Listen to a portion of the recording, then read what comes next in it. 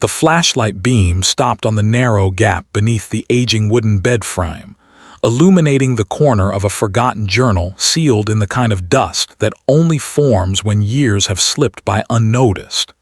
Investigators felt the air shift, as though the room itself braced for what the pages might reveal, a quiet dread settling into the December cold. If you like stories like this, make sure to subscribe and like the video. The discovery of the journal marked a turning point in a case that had remained buried beneath decades of silence, the unsolved disappearance of a young woman in Albuquerque during the winter of 1974. At a time when the city was still defining its boundaries between desert openness and emerging suburban neighborhoods, the holiday season often cast a gentle contrast to the harsher landscape around it. Christmas lights glowed faintly against the foothills of the Sandia Mountains, and the scent of piñon wood drifted through streets where small adobe houses stood against the cold. The era carried a mix of stillness and uncertainty, shaped by shifting cultural tides and the routine grit of life in the American Southwest. It was within this atmosphere that 22-year-old Sarah Elaine Porter vanished just days before Christmas Eve, leaving behind a fractured trail that law enforcement struggled to piece together. Her disappearance would haunt detectives, families, and eventually generations of investigators, who inherited the file each time budget rotations or retirements shifted responsibilities. The official report filed in late December reflected the initial assumptions: a young woman missing from her off-campus apartment near the University of New Mexico, no signs of forced entry, and personal belongings left in a way that indicated she had intended to return. The temperature had dropped sharply that week, and the local paper noted how the early winter winds swept across Central Avenue as holiday shoppers hurried between storefronts lit with modest decorations. Sarah had been seen earlier at a small grocery store, purchasing basic items thought to be for a planned trip home for the holidays. What happened after she left that store became the most troubling blank space in the file. Her family, living in northern New Mexico, had reported her absence when she failed to arrive for their traditional Christmas gathering. The Porters were accustomed to the predictability of their daughter. She had never missed a holiday, never allowed communication delays without reason. That steadfastness became one of the earliest indicators to investigators that something serious had occurred. The Albuquerque Police Department launched the search under mounting pressure, but the lack of immediate evidence forced reliance on interviews, neighborhood canvassing, and basic forensic methods available in the mid-1970s.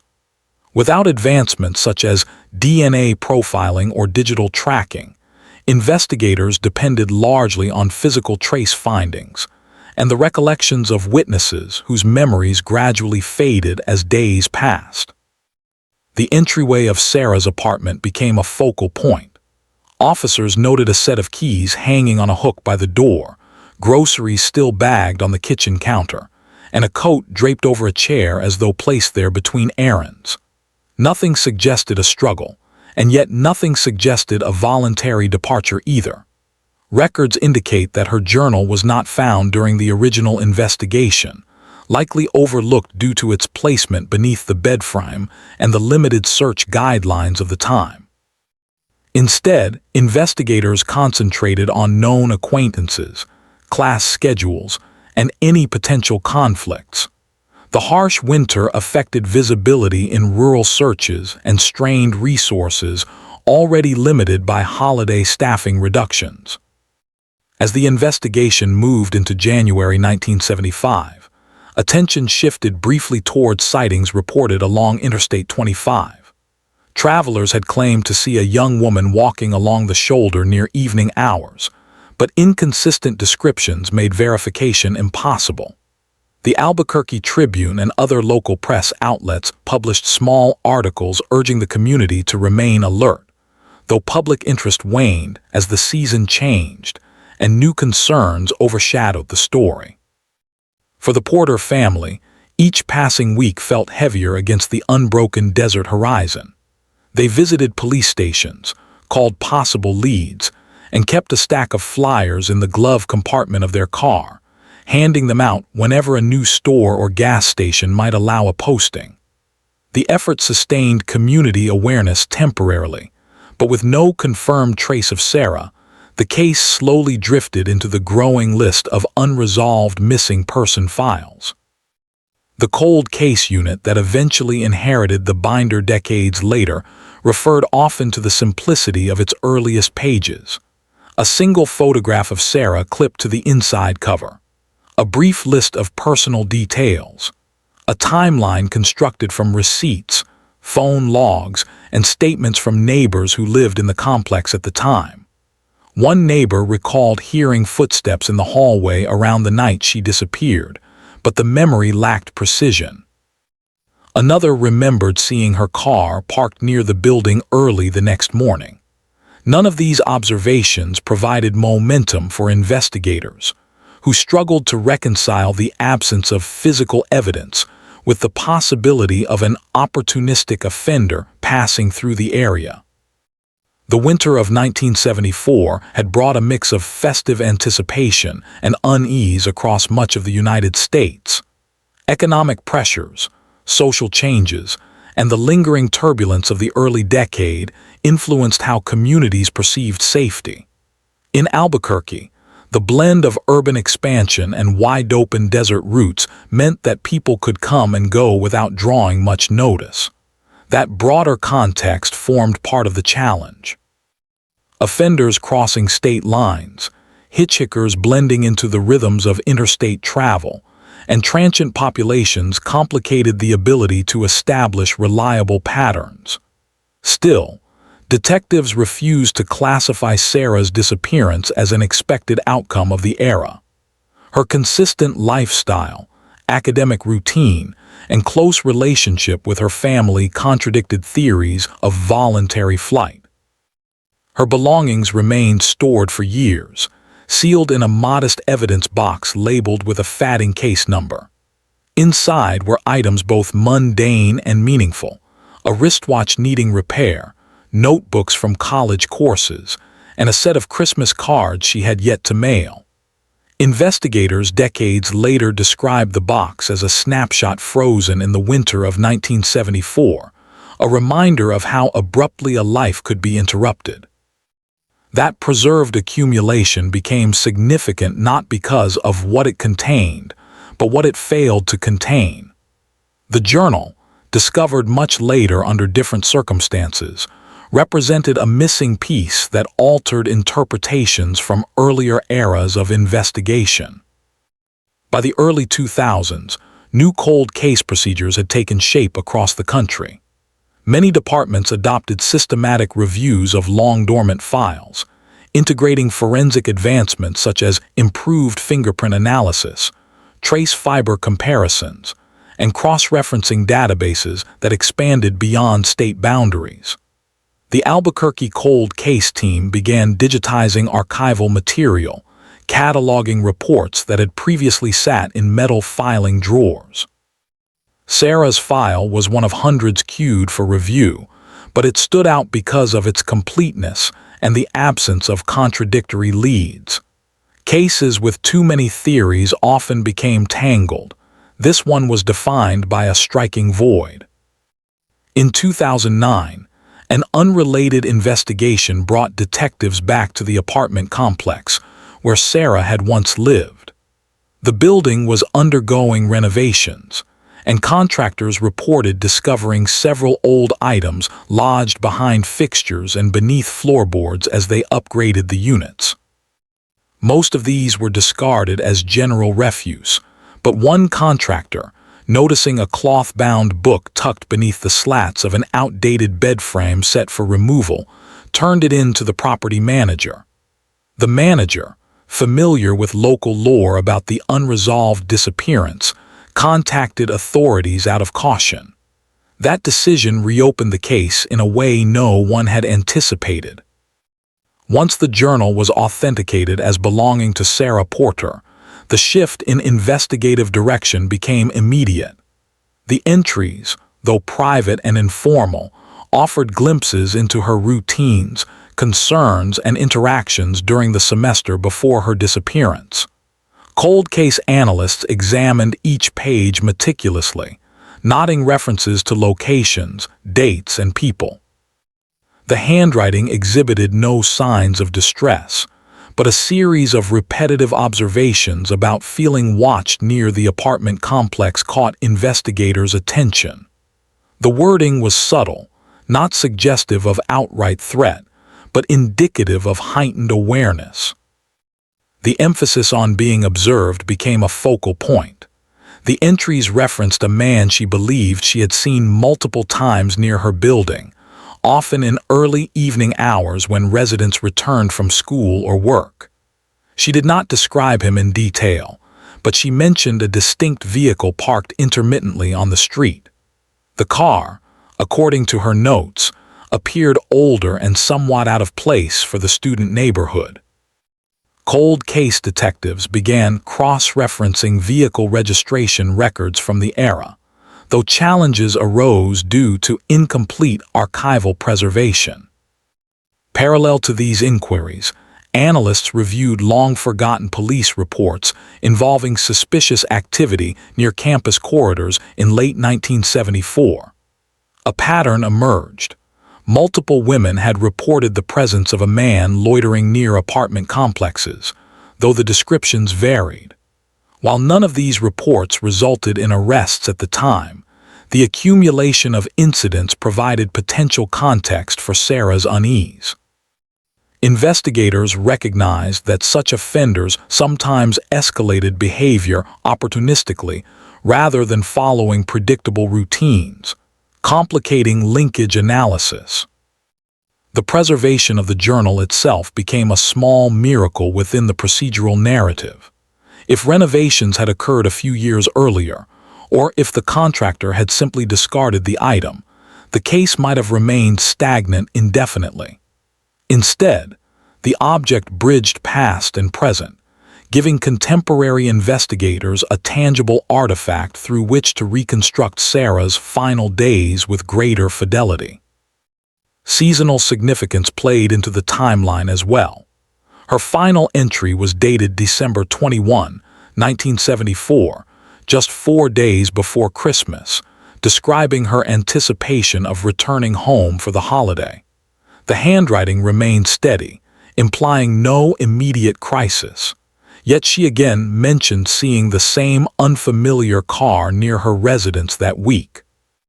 The combination of certainty that she intended to travel and uncertainty created by the recurring sightings strengthened the suspicion that her disappearance was not voluntary.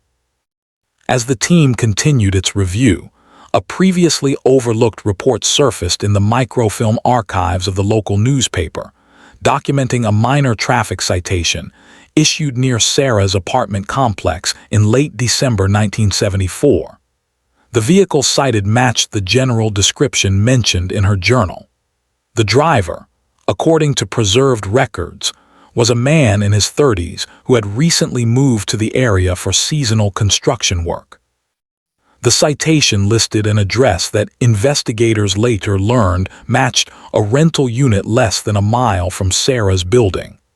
That proximity, combined with the timeline, positioned the man as a person of interest worth renewed scrutiny. The process of revisiting historic cases often involves confronting the limitations of previous investigative eras. Detectives acknowledge that without the benefit of modern mapping tools, collaborative databases, or structured offender profiling, small coincidences could easily be missed. In Sarah's case, the proximity of the cited driver to her residence had never been flagged or connected to her disappearance. The passage of time now allowed for a different approach, one in which timelines could be digitized, movement patterns analyzed, and background histories compiled more efficiently. The discovery of the citation provided anchoring data in a case that had long floated in uncertainty. Investigators began reconstructing the driver's occupational history, living arrangements, and affiliations during the months he resided in Albuquerque. Employment records showed he had worked temporary jobs across several states throughout the early 1970s, often relocating seasonally. This mobility raised concerns that he might have been involved in other incidents, though the lack of comprehensive databases from that era complicated comparisons. As analysts built a detailed chronology, they prepared to cross-reference the name from the citation with available national records, hoping to uncover any additional background that might reveal a connection to Sarah Porter's disappearance. The cold case unit understood that the journal, though not definitive proof, represented the most significant development in decades.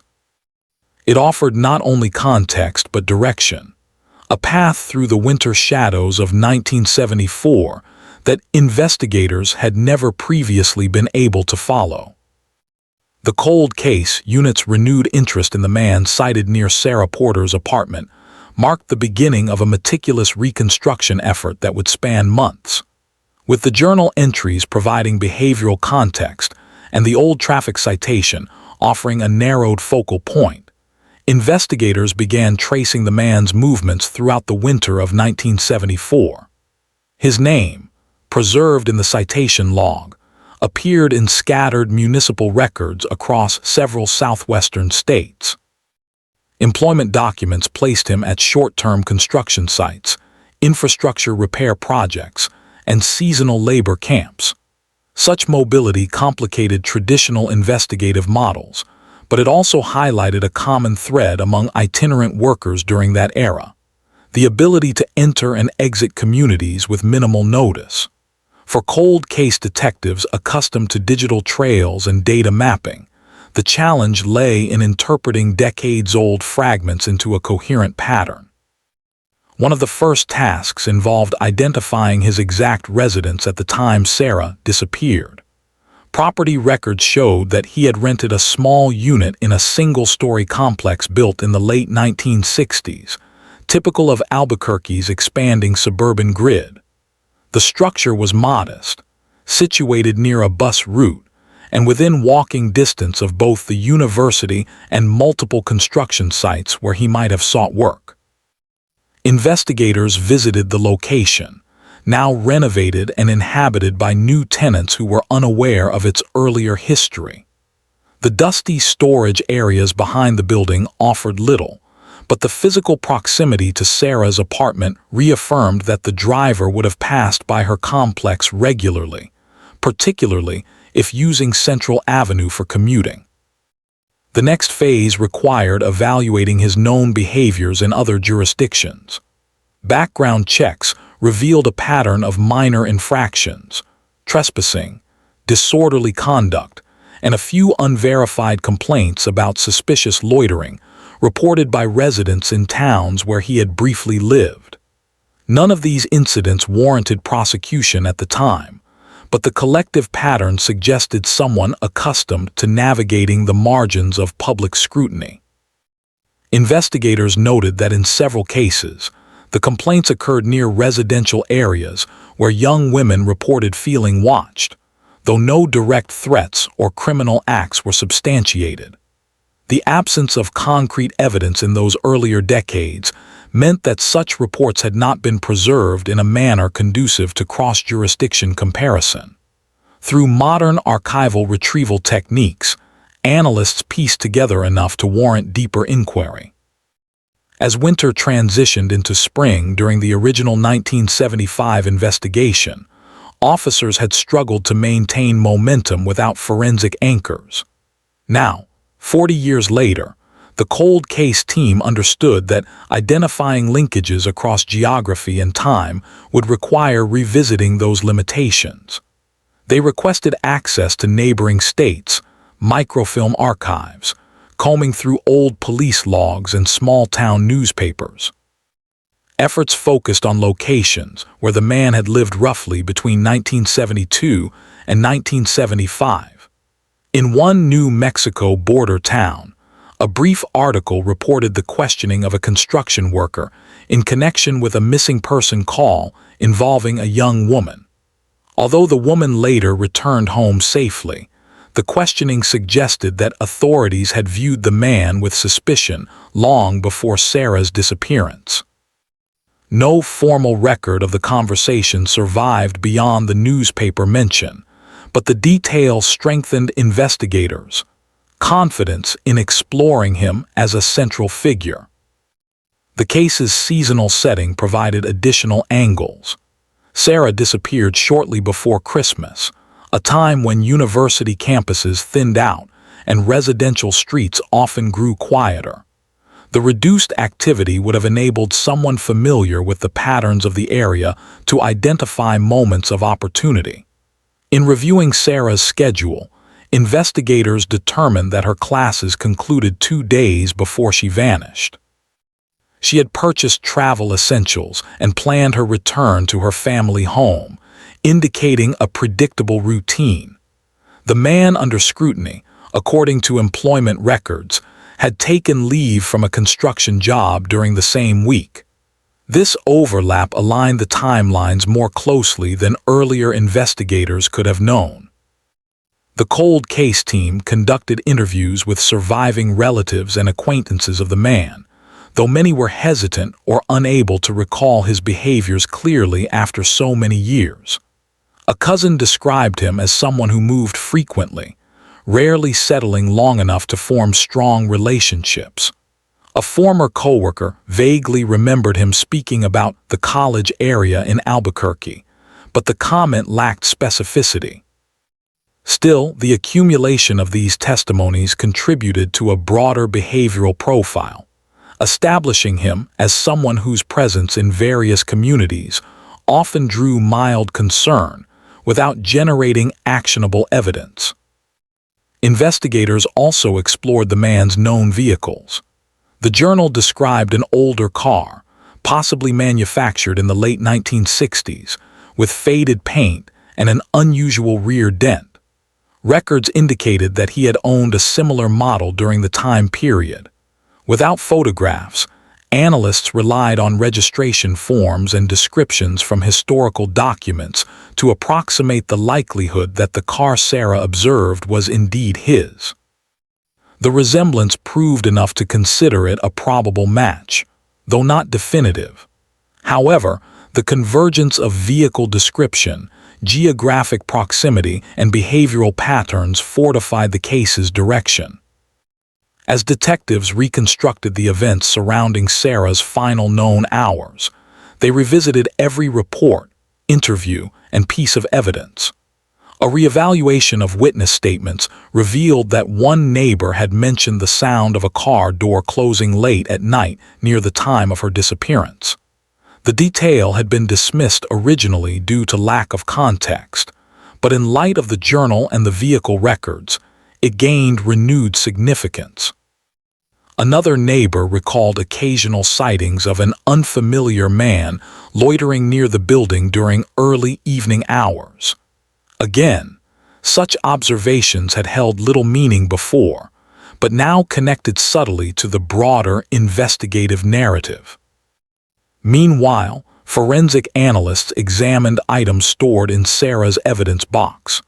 Advancements in trace detection allowed identification of microscopic fibers adhering to the exterior of her coat.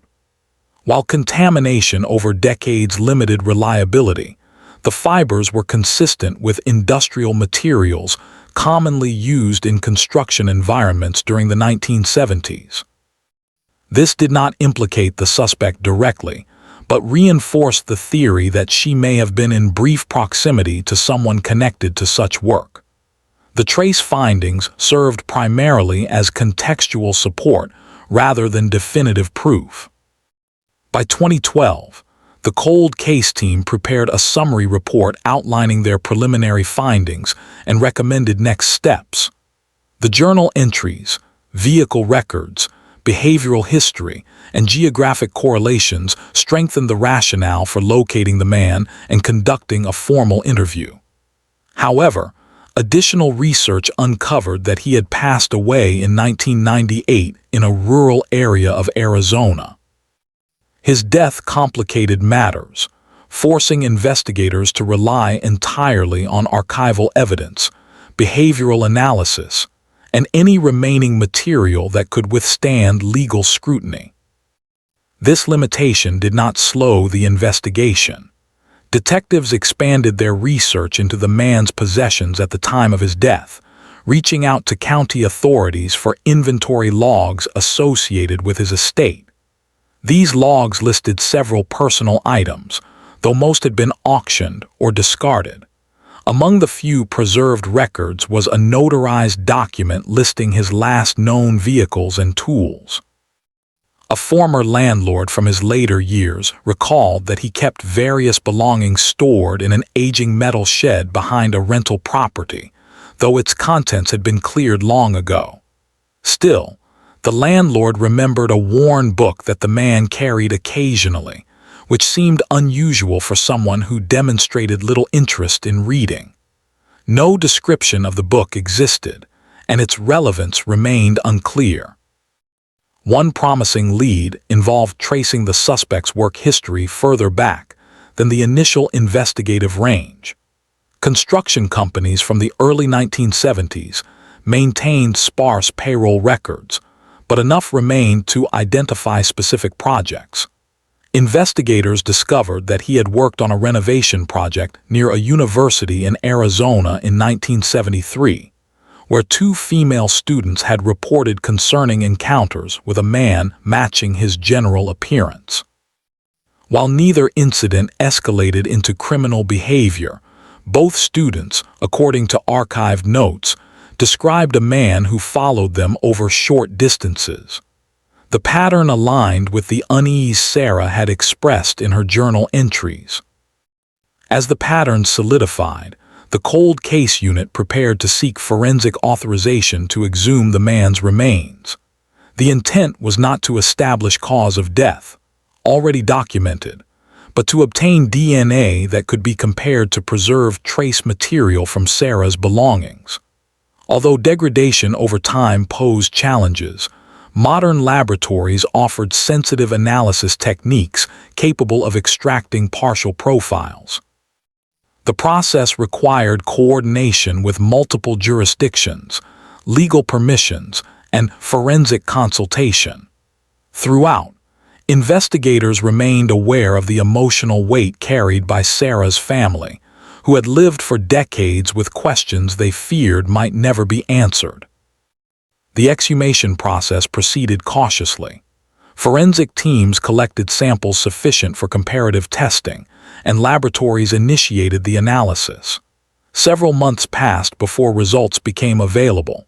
When they did, the findings did not offer immediate resolution.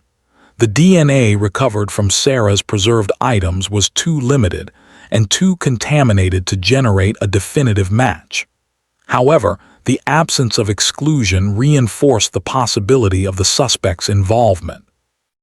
Analysts concluded that while the samples could not confirm identity, they remained consistent with mixed environmental exposure and handling by individuals with occupational backgrounds similar to the suspect.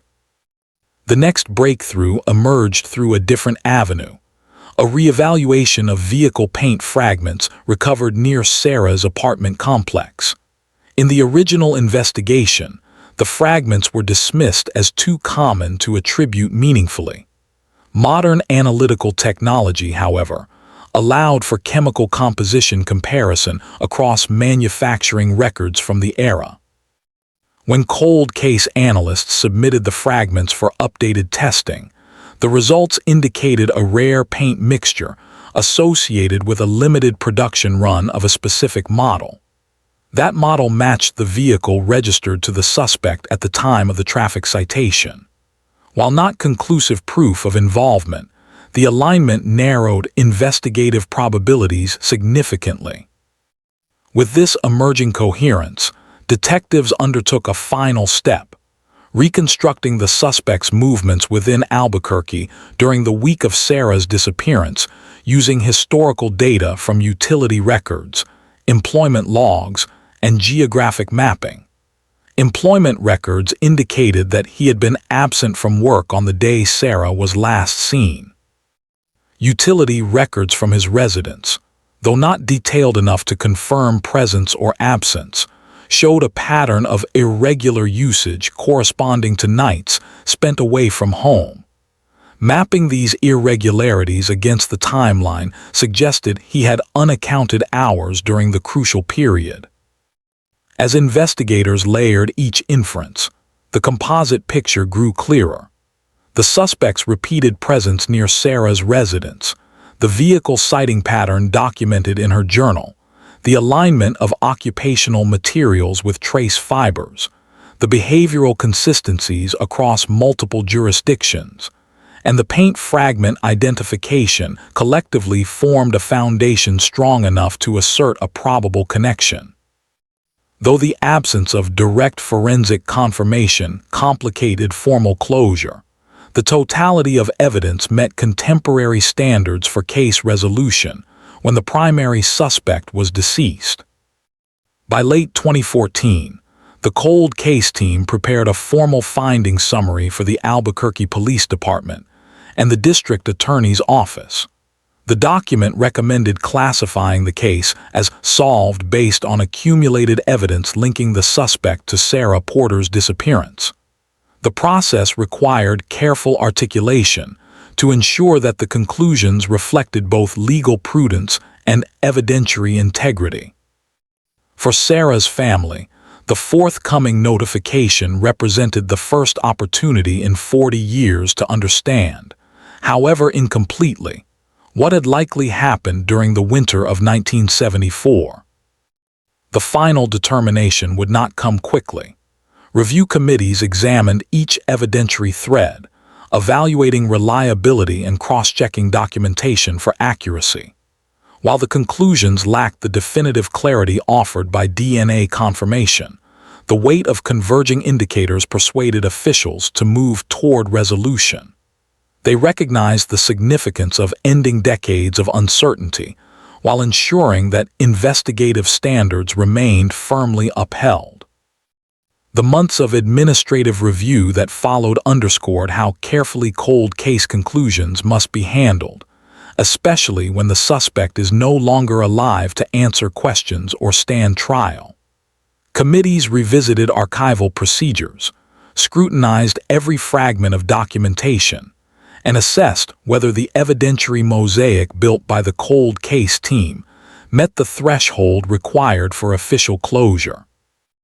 It became clear that while the evidence lacked the kind of singular, irrefutable proof modern audiences expect from forensic dramas, it mirrored the reality of historical investigations, where long-dormant cases must be solved through patterns, correlations, and reconstructed behaviors. Sarah Porter's disappearance had always been a product of its time, an era before digital footprints, before surveillance networks, before the forensic precision that modern jurisdictions rely upon. The resolution would have to reflect both the limitations of the era and the diligence of 21st-century investigators determined to finish what their predecessors had begun. As committees deliberated, the cold case unit expanded its research to provide contextual reinforcement. Detectives tracked down former medical examiners who had worked in New Mexico during the 1970s, hoping to understand more about how missing person investigations were handled during that period. Retired officials recalled procedural gaps that often hindered progress, outdated filing systems, limited interagency communication, and the lack of standardized protocols for adult disappearances.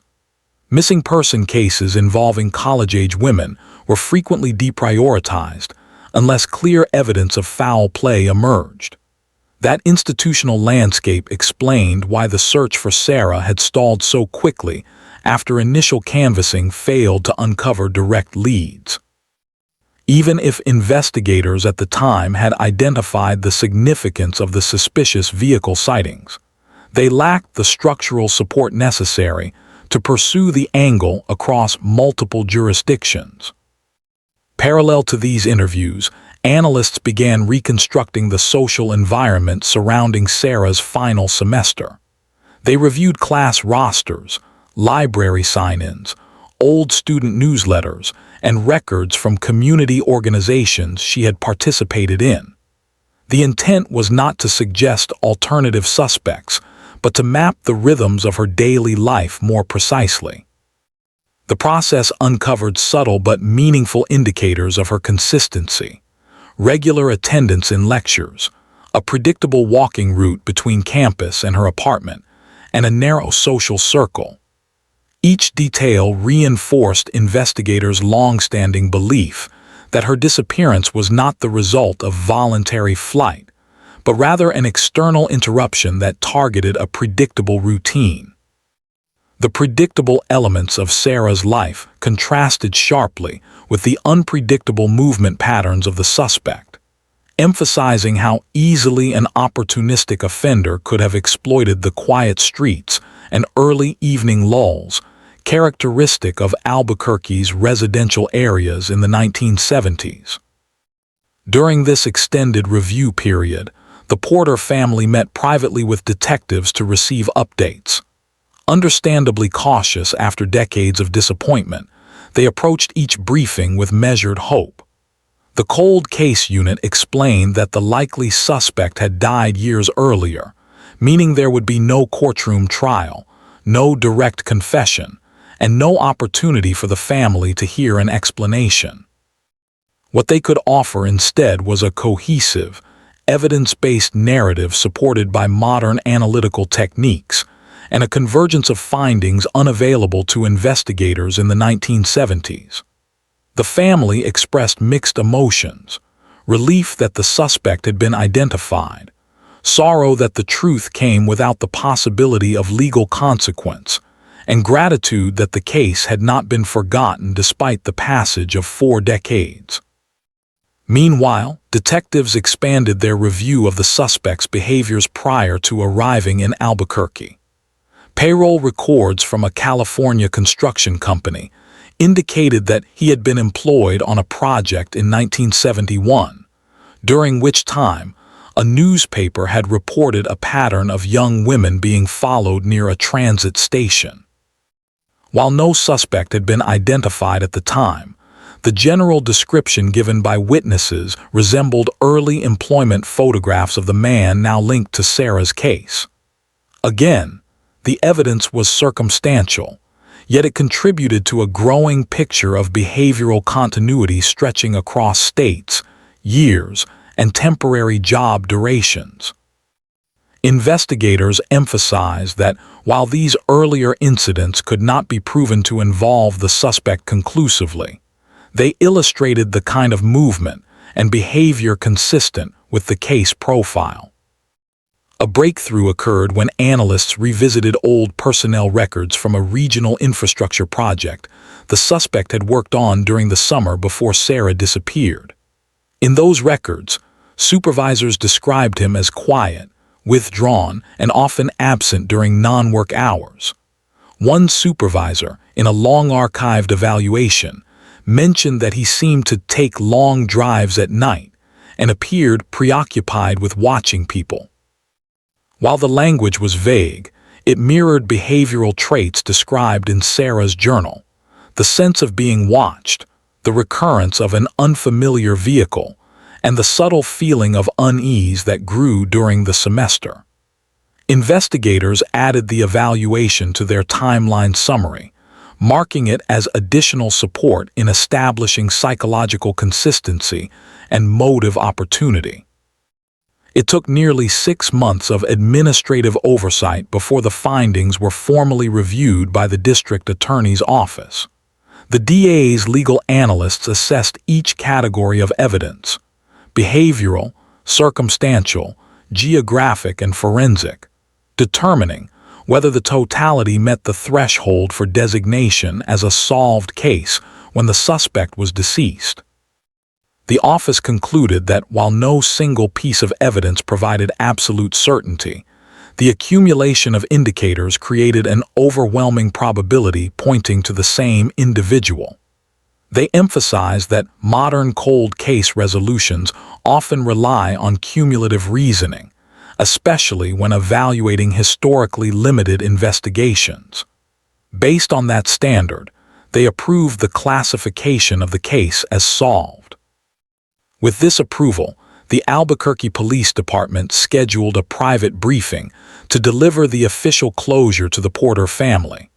The meeting took place on a mild late autumn afternoon, with faint traces of holiday decorations appearing throughout the department lobby. The timing lent a reflective tone to the moment, a reminder of how deeply the original disappearance had been intertwined with the winter season. Decades earlier, the family had waited by a frost-covered window for a daughter who never came home for Christmas. Now, years later, they received the closest thing possible to an answer. The detectives presented the findings carefully, acknowledging both the limitations and the significance of the work. The family listened quietly, absorbing the details, recognizing the immense effort that had gone into resurrecting the case from the archives. Following the family notification, the department prepared a public release summarizing the case resolution. Drafting such a statement required caution. Officials needed to communicate the conclusion clearly while avoiding speculative language, sensationalism, or accusations unsupported by definitive forensic evidence. The release described the rediscovery of Sarah's journal, the identification of the vehicle and suspect, the convergence of behavioral patterns, and the inability to pursue prosecution due to the suspect's death. It also expressed gratitude to the cold case analysts whose persistence and willingness to revisit every detail had made the resolution possible.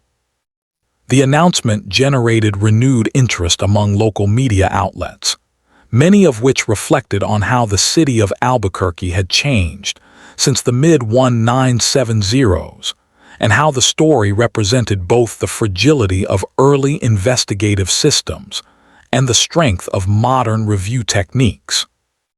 The public response to the resolution was measured but empathetic. Residents who had lived in Albuquerque during the era recalled the unease surrounding the original disappearance and the sense of helplessness that followed as the trail went cold.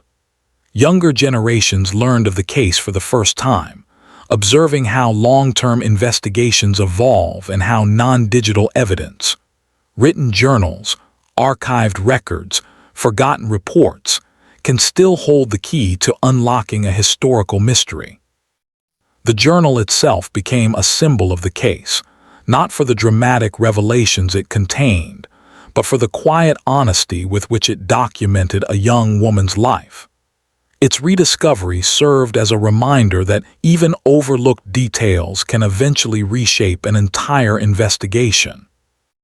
As the administrative process concluded, detectives turned their attention to compiling the final case archive.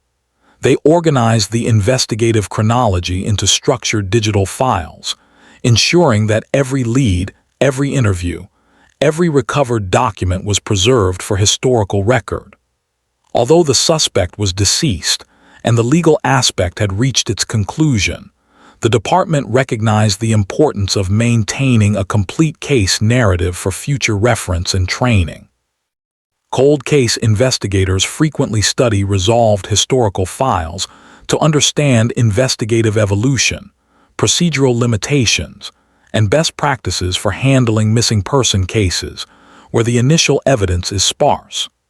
Sarah's case exemplified numerous teaching points: the impact of seasonal context, the significance of overlooked documents, the value of behavioral pattern mapping, and the potential for resolving decades-old mysteries even in the absence of modern forensic certainty.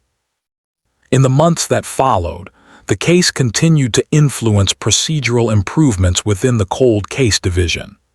Detectives implemented new protocols for handling evidence found during building renovations, recognizing that items concealed for decades, such as Sarah's journal, may hold the key to solving dormant cases.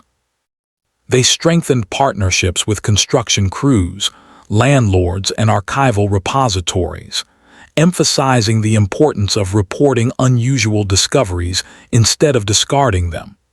Additionally, they refined their approach to behavioral analysis, integrating historical employment patterns, geographic mobility, and long-term offender traits into updated investigative templates. The winter after the case closure arrived with mild snowfall across Albuquerque, settling quietly along rooftops and gathering in thin layers on desert shrubs. The city prepared for the holiday season much as it had in 1974, with lights draped across adobe homes and storefronts offering seasonal displays. The Porter family, now spanning multiple generations, acknowledged the season with a different kind of solemnity. For the first time in decades, they approached Christmas with a sense of closure, however partial. They acknowledged that the resolution did not erase the loss, but it allowed space for remembrance without the weight of unanswered questions. Their private reflections mirrored the themes of the investigation itself: quiet persistence, the endurance of memory, and the hope that truth, even when delayed, can still bring solace. Within the police archives, the file transitioned from active review to historical status. Bound digitally and physically, it documented the unfolding of a case that began with a December disappearance and concluded with a long-awaited recognition of responsibility. The narrative spanned generations of investigators, each contributing fragments of insight that ultimately converged once the journal beneath the bed surfaced after decades in silence. Future detectives studying the case would note how a seemingly insignificant object could redirect an entire investigation, and how careful attention to small, consistent details can outperform dramatic revelations. The endurance of the case served as a reminder that resolution often emerges not through spectacle but through persistent, steady analysis. By the close of that winter, the Cold Case Division had already moved on to other files awaiting attention. Yet among the shelves and digital repositories, the account of Sarah Porter remained a quiet testament to the complexity of historical investigations and the dedication required to resolve them. The journal that had once lain forgotten beneath a bedframe had become the bridge between past and present, a link capable of restoring narrative continuity after 4 decades of uncertainty. While the final chapter of the case had been written without the possibility of trial or confession, it nevertheless provided the clarity necessary for closure. In that sense, the resolution of the case did not mark an end, but an integration, placing Sarah's story firmly within the documented history of Albuquerque, acknowledging the work of investigators across eras, and ensuring that the lessons drawn from her disappearance would guide future generations of detectives. The city's winter landscape continued its cycles, seasons passing with the same quiet inevitability that had characterized the night Sarah vanished. But now, at last, the unanswered question that hung over that December of 1974 had a name, a narrative, and an ending anchored in evidence, diligence, and the enduring pursuit of truth. In the years following the official resolution of the case, the story of Sarah Porter gradually shifted from an open wound in the community to a reflective part of Albuquerque's historical memory. It returned each winter in quiet ways, mentioned in retrospective articles, discussed in criminology classrooms, and revisited by the families who had lived through the uncertainty of the 1970s. Her disappearance had marked a point in time when investigative limitations collided with the realities of a changing American landscape, and the final resolution, though incomplete in a legal sense, provided a framework through which future investigators understood how cold cases can evolve when patience and methodical review guide the process. The journal that once lay unnoticed beneath a bedframe remained the understated anchor of the narrative, symbolizing both the fragility of evidence and the persistence required to interpret it across decades. As the story settled into historical context, criminologists began referencing the case in academic discussions about non-forensic evidence and the role of personal documentation in solving long-term disappearances.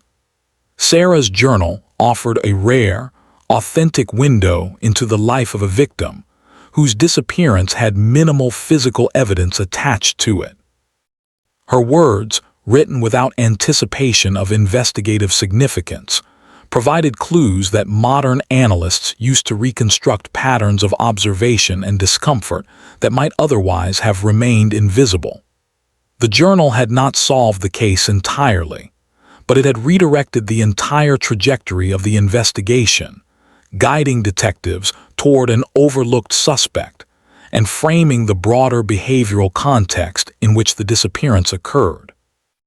Meanwhile, within investigative circles, the case influenced the development of new training materials on recognizing historical patterns of predatory behavior across jurisdictions.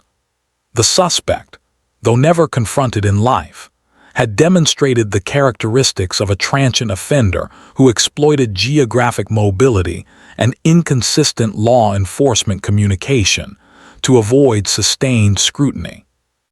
His path traced across states, employment records, and sporadic interactions with communities matched a pattern that had become more formally recognized in criminal profiling decades later. The reconstruction of his behaviors offered insight into how similar cases might be approached when suspects lack stable residences, consistent job histories, or long-term community connections. The case reinforced the necessity of broadening investigative scope beyond immediate geographies and timeframes, particularly when analyzing the disappearance of vulnerable individuals in transitional areas. Community organizations in Albuquerque incorporated the case into outreach programs focused on historical preservation and public awareness. Local libraries hosted winter exhibits showcasing archival photographs, document reproductions, and timelines illustrating how the city had grown since the 1970s. While Sarah's case remained a somber chapter within these displays, it highlighted the progress made in investigative methods and emphasized how advances in technology and interagency cooperation were reshaping the future of cold casework.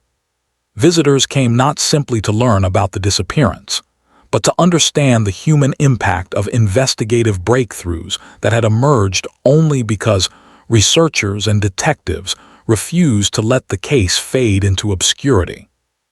For the Porter family, the aftermath of the resolution unfolded slowly and privately. Closure, as it often does in long-term cold cases, arrived in layers rather than in a singular cathartic moment. They visited the locations that once defined Sarah's life, her former apartment complex, the university campus she walked daily, the quiet street where holiday lights had glowed during the week she disappeared. The passage of decades had altered the landscape, replacing older buildings with new developments, resurfacing streets, and reshaping neighborhoods. Yet the emotional resonance remained tied to the original era, shaped by memories of the young woman they had expected to welcome home for Christmas in 1974. When family members revisited the archives provided by detectives, they found solace in the completeness of the reconstruction. Despite the absence of a formal trial, the narrative clarity offered them the opportunity to memorialize Sarah with a sense of certainty long denied. As the case gained attention within true crime circles and investigative communities, questions often arose about the role of holiday timing in the disappearance.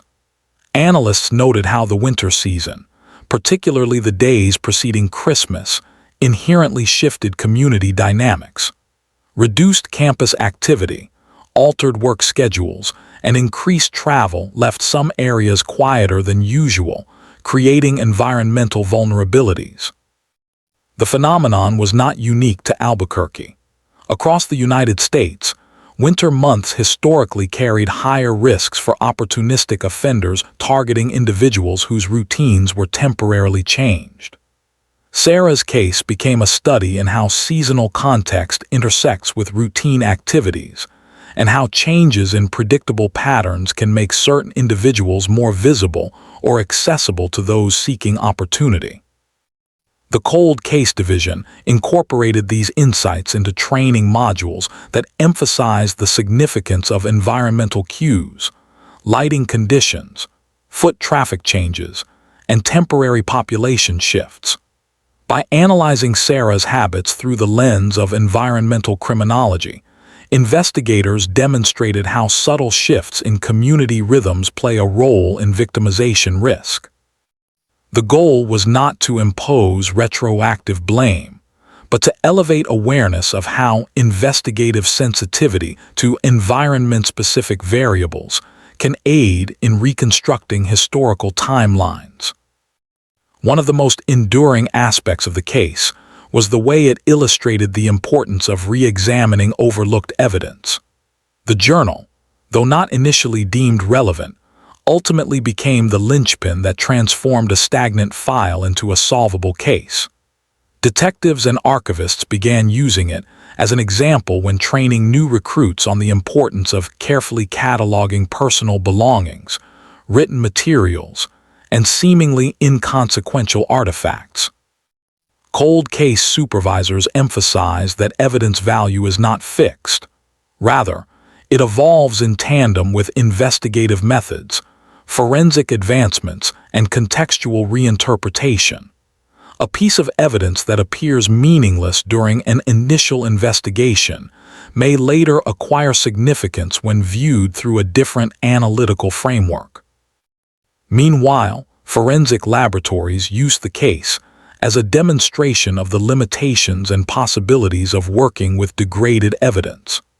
The unsuccessful attempt to extract DNA from decades-old fibers illustrated the boundaries of modern science, but the ability to chemically analyze vehicle paint fragments and match them to an era-specific manufacturing batch showed how technological advancements can revitalize dormant files. The case encouraged researchers to continue refining methods for analyzing environmentally compromised materials, knowing that countless cold cases contained similarly fragile traces awaiting renewed examination. Albuquerque itself carried the memory of the case into its seasonal rhythms. Each December, local journalists occasionally revisited the story, highlighting not only the tragedy but the persistence of investigators who worked across eras to provide clarity. The narrative blended into the city's cultural history, much like the old neon signs along Route 66, the shifting patterns of university life, and the evolving identity of neighborhoods shaped by half a century of change. In these annual reflections, the emphasis always returned to the significance of the journal and the endurance of families seeking answers long after the news cycle had ended. The case also influenced legislative discussions surrounding archival preservation in New Mexico. Policymakers sought to improve storage conditions for long-term evidence, recognizing that fragile materials like journals, letters, and personal effects degrade rapidly without proper handling. Budget proposals began including provisions for expanding climate-controlled facilities and digitizing older case files to protect them from loss or deterioration. While these measures emerged partly from broader trends in forensic policy, the resonance of Sarah's case provided a compelling example of why such investments mattered. The concept of a forgotten journal transforming a cold case into a solved one became a powerful argument for the preservation of all investigative materials, regardless of perceived immediate value. Over time, the case's influence extended into educational programs in criminal justice departments across southwestern universities. Professors used it as a case study in classes on investigative procedure, evidence interpretation, and cold case methodology. Students examined the timeline, the obstacles faced by original detectives, and the steps taken by modern investigators to reinterpret the available information. Discussions centered around how cases evolve when external circumstances change, whether through advancements in forensic science, improved interagency communication, or simply the passage of time revealing overlooked connections.